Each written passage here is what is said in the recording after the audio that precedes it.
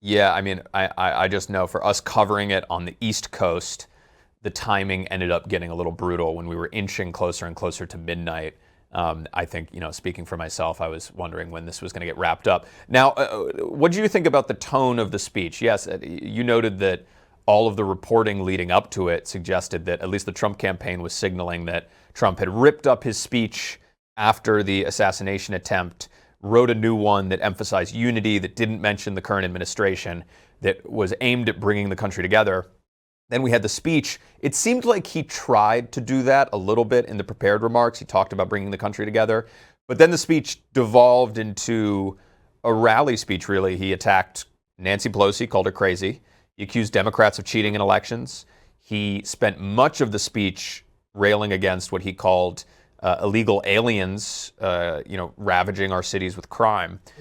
What did you make of the tone of the speech and how it contrasted with what the Trump campaign was trying to signal before the speech happened? Yeah, they said that they really was not going to focus at all on really Joe Biden. It was going to be about bringing the country together. And as you noted, I mean, there were significant sections of the speech that he just riffed. He brought up, he just said whatever was on the top of his mind, whether it was, calling Nancy Pelosi crazy Nancy may speak pretty well to the Republican base, but maybe not to the Democratic or independent voters who, you're trying to win over here in an election, or suggesting without evidence, as he's done for the last 4 years, that the election was stolen and that the Democrats had cheated in the election and that's why Joe Biden was president. That's one of the things that you hear from Republicans all the time, saying, let's not talk about that. Let's focus on the future. Let's focus on Joe Biden. Let's make this about